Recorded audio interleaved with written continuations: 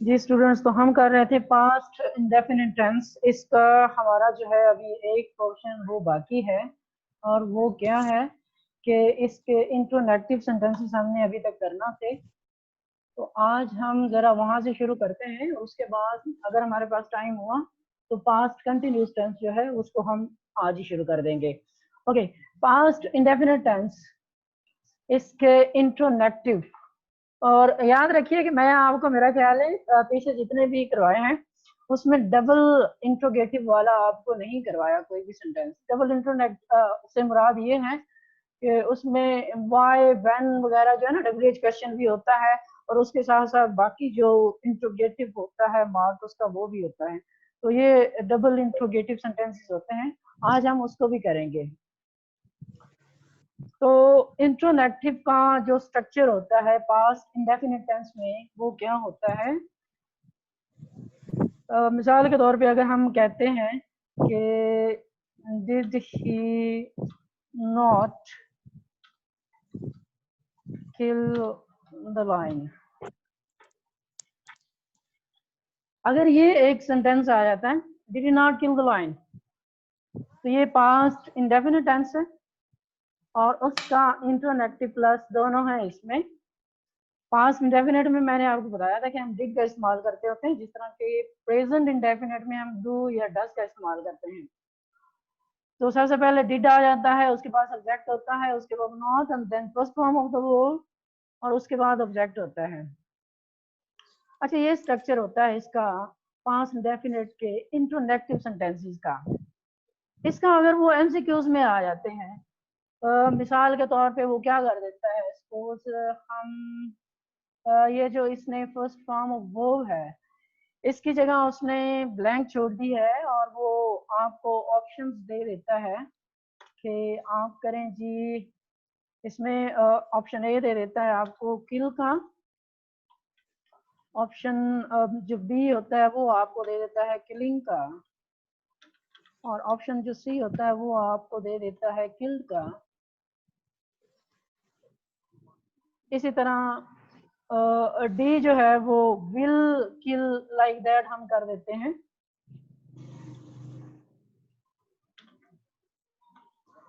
अब कैसे आपने डिसाइड करना है कि इसमें क्या आता है। सबसे पहले इसकी आइडेंटिफिकेशन करने की कोशिश कीजिए। फिक्रे के आखिर पे देखिए इंट्रोगेटिव मार्क है, आपको आइडिया हो गया कि ये जो है सेंटेंस ये इंट्रोगेटिव सेंटेंस है। शुरू में देखिए जरा डिड का इस्तेमाल आ गया, तो आपको आइडिया हो जाना चाहिए कि डिड जो होता है ये पास्ट इंडेफिनिट टेंस में होता है।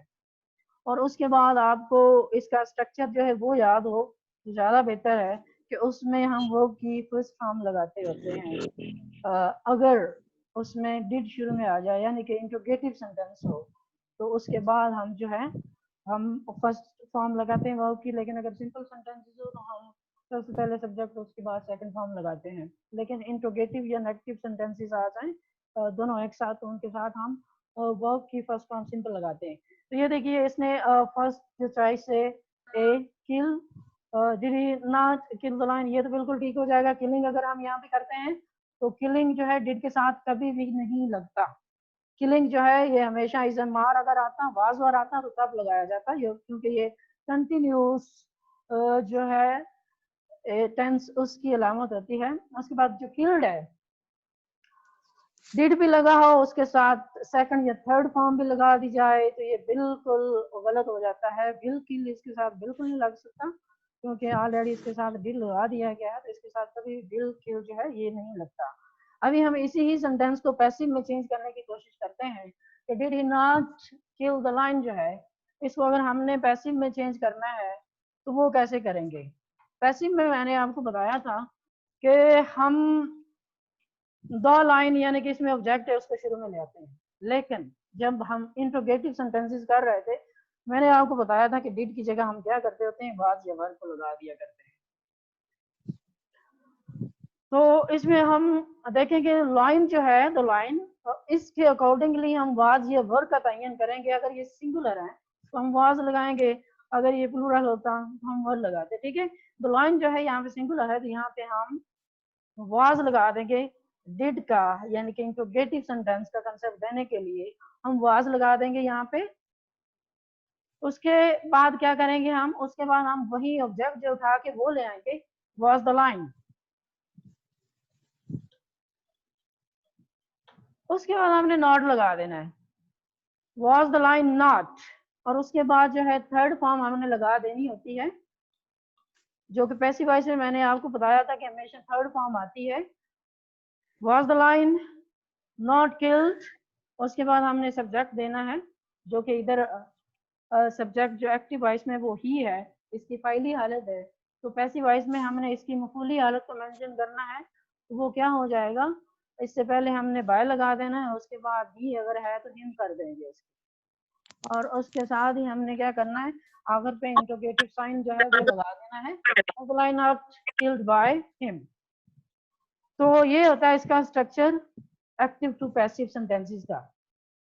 ओके, अब देखते हैं कि ये पैसिव वॉइस जो सेंटेंस है, इसमें अगर वो आपको एमसीक्यू टाइप कोई एक स्टेटमेंट देता है, तो उसको हम कैसे तयन करेंगे कि इस पे कौन सा चॉइस जो है उस पर टिक करना है। साजिद आप अपने आप को म्यूट रखो। अच्छा, सपोज हम ऐसे कर लेते हैं कि इसमें वास को निकाल लेते हैं, शुरू में जो दिया गया है वास, इसको हम निकाल लेते हैं। और चॉइसेस में वो आपको दे देता है एक वर्ड दे देता है, बी में आपको उसने वास दे दिया सपोज,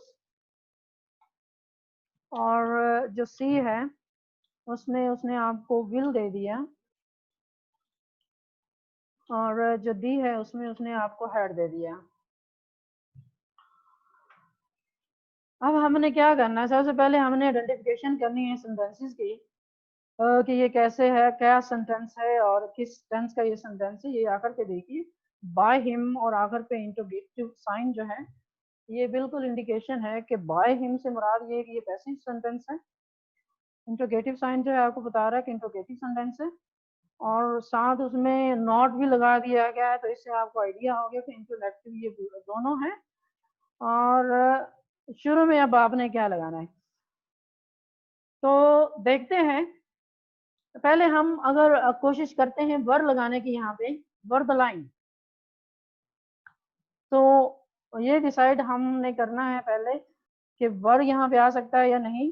तो वर यहाँ पे आपको आइडिया होना चाहिए कि इसलिए नहीं आ सकता कि दो लाइन जो है ये सिंगुलर है, वर जो है ये प्लूरल के साथ हम लगाते होते हैं, सिंगुलर के साथ नहीं लगाते, तो इसलिए ये नहीं आ सकता। वाज जो है वो यहाँ पे सही फिट हो रहा है, was the line not killed by him, ये बिल्कुल ठीक हो रहा है।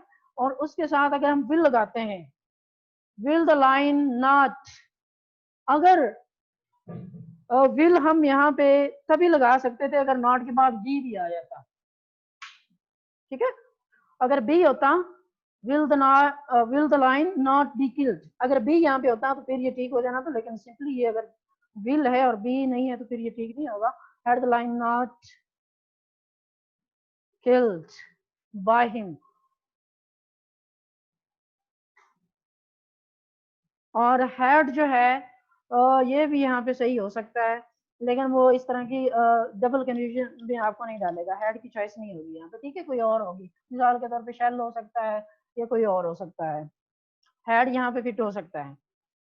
तो ये था इसका जो है इंट्रोनेक्टिव सेंटेंसेस पास इंडेफिनेट के, वो इसका स्ट्रक्चर एक्टिव टू पैसिव कैसे करना है और उसकी चॉइसेस क्या हो सकती हैं। इसके साथ ही मैं आपको करवा दूं डबल इंट्रोगेटिव सेंटेंसेस कैसे होते हैं। मिसाल के तौर पे यहाँ पे मैं डिड जो है उसमें अगर हम लिख देते हैं वाई, WHY लिख देते हैं, why did not kill the line, तो ये डबल इंट्रोगेटिव सेंटेंसेस बन जाते हैं। प्लस ये नेगेटिव है, लेकिन यहाँ पे अभी हम फिलहाल नॉट निकाल देते हैं। Why did he kill the line, मिसाल के तौर पे ये ऐसे सेंटेंस होता है, why did he kill the line, ठीक है। इसको कहते होते हैं डबल इंट्रोगेटिव सेंटेंसेस, जिसमें WH क्वेश्चन भी हो और बाकी जो है वो क्वेश्चन भी हो। तो इसमें वो क्या कर सकता है, इसमें आपको वो डबल इंट्रोगेटिव में डिड को वो निकाल सकता है। मिसाल के तौर पे इसमें वो आपको ब्लैंक छोड़ सकता है और बाकी जो है उसी तरह रहने देता है कि why he kill the line, और नीचे आपको वो चॉइसेस दे सकता है। उसमें हो जाएगा, वो आपको दे सकता है डू दे सकता है, बी में आपको वो 10 दे सकता है, सी में आपको वो डिड दे सकता है, और जो डी है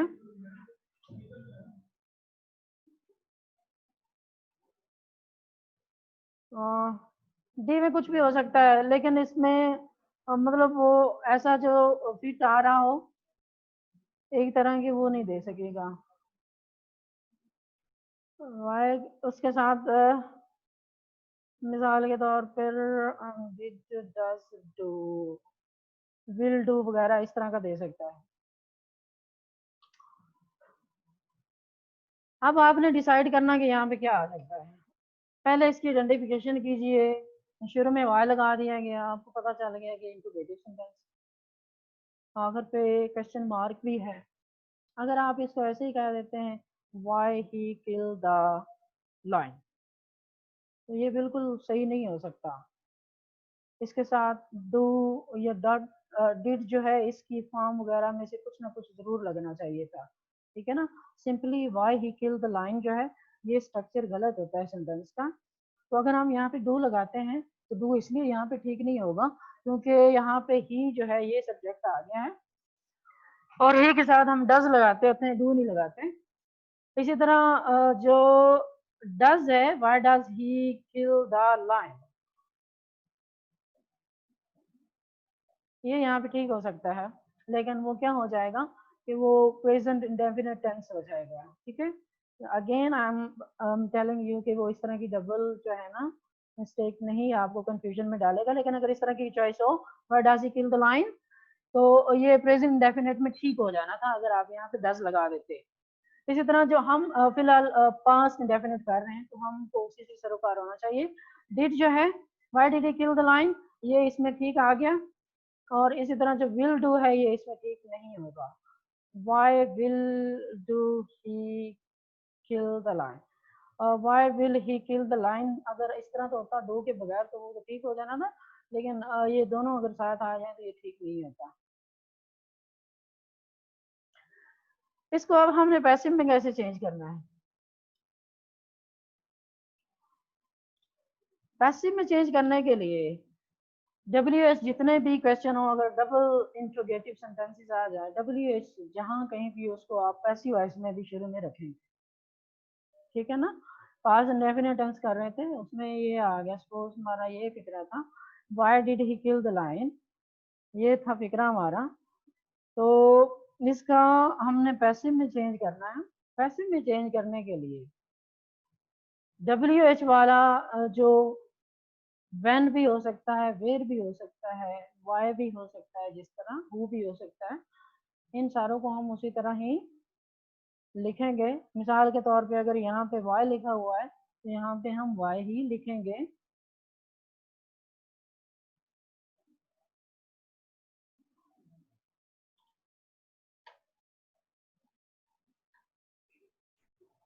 उसके बाद मैंने आपको बताया था सिंपली जब हम इंट्रोगेटिव सेंटेंस कर रहे हैं पास्ट इंडेफिनिट के, तो डिड की जगह हम क्या करते थे, वाज या वर का इस्तेमाल करते थे। तो हमने यहाँ पे आगे आगे जो ऑब्जेक्ट आ रहा है इसको मद्देनजर रखते हुए हमने वाज या वार का तयन करते हुए वो लिखना है। डिड को हमने हाउ बहु नहीं लिखना, अलबत्ता WH जितने भी आ जाए साइन वो उसी तरह ही लिख देने हैं, लेकिन डिड की जगह हमने वाज या वार का इस्तेमाल करना है पैसिव वॉइस में। तो द लाइन जो है ये सिंगुलर है तो यहाँ पे वाज आ जाएगा डिड की जगह वाई वाज। अब हमने द लाइन लगा देना है, वाई वाज द लाइन।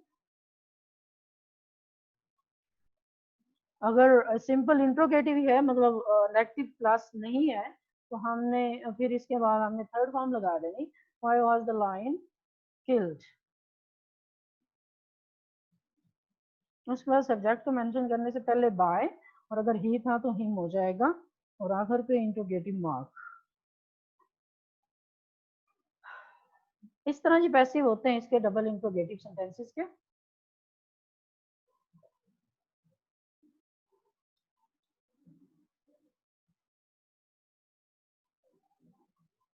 इसके एमसीक्यूज अगर उसने बनाए हैं तो वो कैसे बनाएगा? सपोज इसमें हम वाज को निकाल देते हैं, डॉट छोड़ दी हमने वाज की बजाय, और उसने आपको ऑप्शंस दे दिए, वर का दे दिया, वाज का दे दिया, विल का दे दिया उसने, और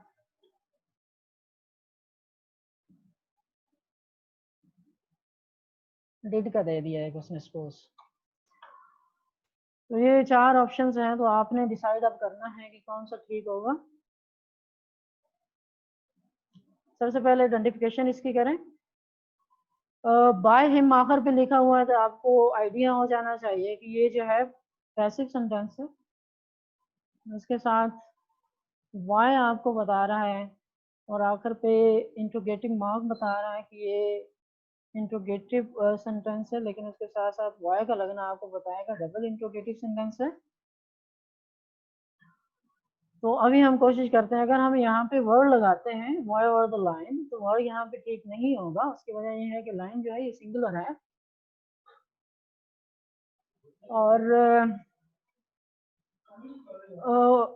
वर इसके साथ इसलिए नहीं आ सकता। वाज जो है ये यहाँ पे why was the line killed by him, ये यहाँ पे बिल्कुल ठीक हो जाएगा वाज। विल अगर हम लगाते हैं Y will the line,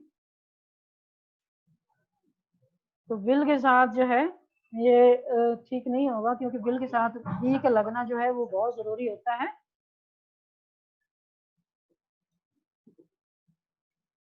did यहाँ पे नहीं आ सकेगा, थर्ड फॉर्म लगाई गई है उसमें किल्ड की।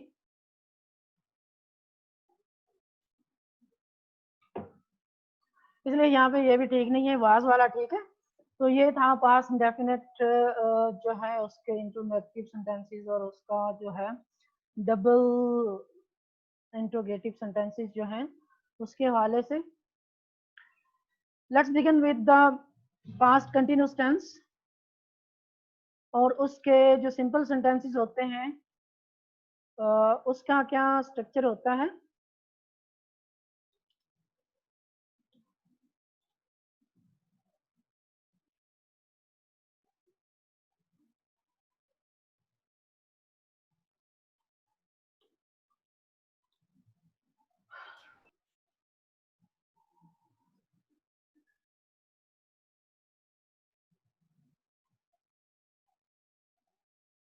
तो पास्ट कंटिन्यूअस का सिंपल जो स्ट्रक्चर होता है, सबसे पहले हम क्या करते हैं, सब्जेक्ट लगाते हैं, उसके बाद हम वाज या वर्ब का इस्तेमाल करते हैं, उसके बाद हम वर्ब की पहली फॉर्म प्लस आईएनजी होता है, और उसके बाद ऑब्जेक्ट होता है।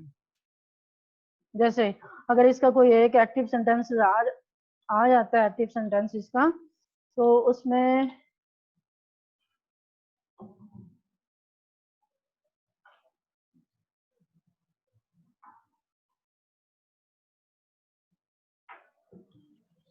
हम लिखते हैं मिसाल के तौर पे, they were singing a song।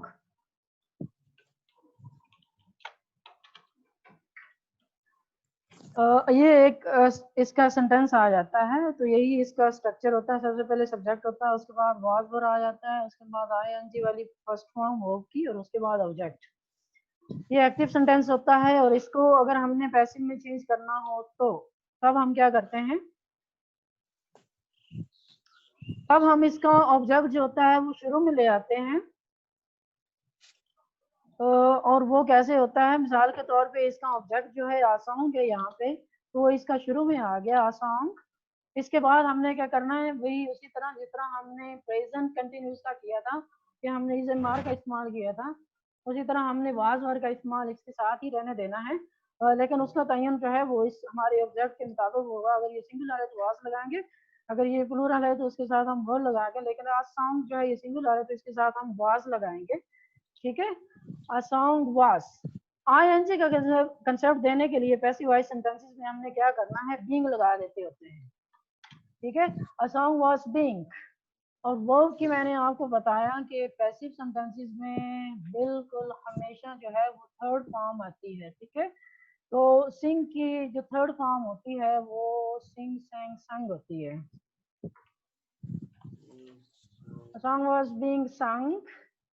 अगर इसमें जो है सब्जेक्ट उसका कंसेप्ट देने के लिए उससे पहले हमने बाय लगाना है, और बाय के बाद हमने उसकी मफूली हालत लगानी है। यहाँ पे अगर दे है तो उसकी मफूली हालत क्या हो जाएगा, देम हो जाएगा। ठीक है, तो आ song was being sung by them, ये इसका स्ट्रक्चर है पास्ट कंटिन्यूस सिंपल सेंटेंस का, एक्टिव टू पैसिव का। ये एक इसका स्ट्रक्चर है। अब हम देखते हैं कि इसका एक्टिव जो सेंटेंस है उसमें अगर वो एमसीक्यूज आ जाते हैं तो उसमें क्या चॉइसेस दे सकता है आपको, कैसे आप डिसाइड करेंगे कि हमने क्या लगाना है इस पे। मिसाल के तौर पे उसने वो को छोड़ दिया यहाँ पे, और उसने आपको यहाँ पे जो चॉइसेस हैं वो दे दी। एक डू की दे दी, और दूसरी उसने आपको डिड की दे दी, तीसरी उसने आपको वाज की दे दी, और चौथी जो है वो उसने आपको वर्क की दे दी।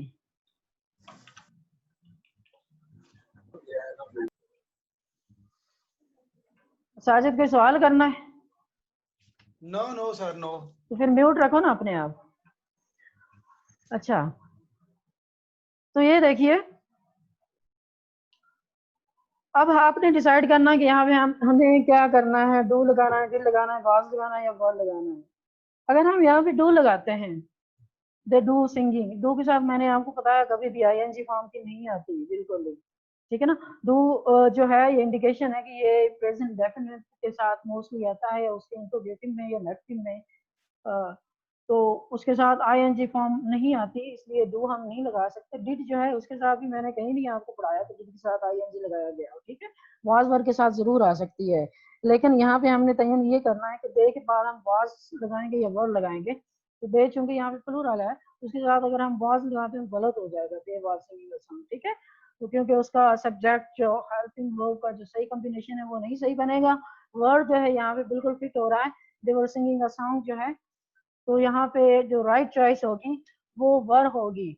अभी इसी तरह जो है पैसिव सेंटेंस उसको देखते हैं कि उसमें वो क्या करता है। उसमें लेट्स सपोज कि वो आपको बीइंग जो है इसमें से निकाल लेता है, और उसमें आपको वो चॉइसेस जो है वो दे देता है। ए में आपको दे देता है बी, और बी में आपको वो दे देता है बीइंग, सी में आपको दे देता है विल बी,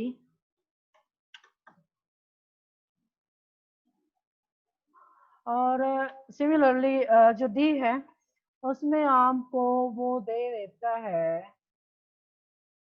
कुछ भी लिख सकते हैं हम, बिल लिख सकते हैं। तो अभी आप लोग डिसाइड करेंगे कि ये इसमें कौन सी जो राइट चॉइस है वो यहाँ पे फिट होती हैं।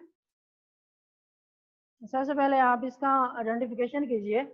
आखिर पे बाय दम लिखा हुआ है तो आपको आइडिया हो जाना चाहिए कि ये पैसिव सेंटेंस है। ठीक है, उसमें उसने साथ इसकी आइडेंटिफिकेशन करते वक्त और भी देखिए कि अगर उसने वाज दिया हुआ है तो आपको कम से कम आइडिया हो जाना चाहिए कि ये जो वाज है ये मोस्टली हम किसके साथ लगाते हैं। पैसिव में या तो हम लगाते हैं जी पास्ट इंडेफिनिट के साथ, या हम पास्ट कंटिन्यूस के साथ लगाते हैं। ठीक है, ये आपको आइडेंटिफिकेशन हो जानी चाहिए। और अगर आपने इसमें फर्क करना हो कि ये पास्ट इंडेफिनिट टेंस है या पास्ट कंटिन्यूस है तो नीचे वाली चॉइसेस देख लीजिए आप। ठीक है, उसमें पास्ट कंटिन्यूस वाला जो है उसकी रिलेटेड उसने अगर चॉइसेस दी हैं तो उससे रिलेटेड होगा, और अगर उसने इंडेफिनिट के हवाले से चॉइसेस दी हैं तो फिर यकीनन कंफ्यूज होंगे आप। तो उसमें से आपको आइडिया होगा। लेकिन चले आप देखते हैं कि इसमें फिट क्या होता है। अगर हम लिख देते हैं a song was be sung by them, तो बी जो है इसका बिल्कुल सही जो है स्ट्रक्चर नहीं बन रहा, बी इसके साथ नहीं लगाया जाता। हाँ अलबत्ता विल बी जो होता तो वो देखा जाता, अगर वॉज के बगैर होता विल बी तो वो फिर सोचा जाता तो किसी हद तक ठीक हो जाता, उसमें वॉज ना होता तो। लेकिन इसमें वॉज भी है, विल भी जो है वो ठीक नहीं रहेगा, बी नहीं आएगा इसमें। बीइंग जो है a song was being sung by them जो है ये यहाँ पे बिल्कुल ठीक हो रहा है, और ये इस तरह ठीक हो रहा है कि ये पास्ट कंटिन्यूस का सही एक स्ट्रक्चर एक सेंटेंस बन रहा है। और आगे हम विल भी अगर लगाते हैं तो मैंने आपको पहले ही बता दिया कि वाज के साथ विल भी आ जाए तो वो ठीक नहीं होता, बिन लगा दे तो बिन जो है मैंने आपको सिंपली बताया हुआ है कि जो परफेक्ट सेंटेंसेस होते हैं, परफेक्ट टेंस के जितने भी परफेक्ट सेंटेंसेस होते हैं, मिसाल के तौर पे प्रेजेंट परफेक्ट, ये पास्ट परफेक्ट जो होते हैं, बिन का इस्तेमाल हम मोस्टली वहाँ पे किया करते हैं। तो इसमें परफेक्ट वाली कोई चीज़ नहीं है ऐसी, मिसाल के तौर पे हैज़ हैव का इस्तेमाल नहीं है, हैड का इस्तेमाल नहीं है, तो बिन हम यहाँ पे इस्तेमाल नहीं कर सकते। लिहाजा इस तरह आपको आइडेंटिफिकेशन इसकी हो जानी चाहिए, इसके साथ जो बीइंग है वो ठीक है। इतना ही काफ़ी है आज के लिए। पास्ट कंटिन्यूस का हमने कर लिया और अभी तक सिंपल सेंटेंस किया है। अभी 5 मिनट रहते हैं, कोई आप लोगों ने सवाल करना हो तो you are more than welcome. Lecture आपको सर रमजान साहब ने आपके ग्रुप में सेंड कर दिए हैं, लिहाजा आपको सर रमजान साहब का बहुत शुक्रिया अदा करना चाहिए। कोई सवाल है आप लोगों का?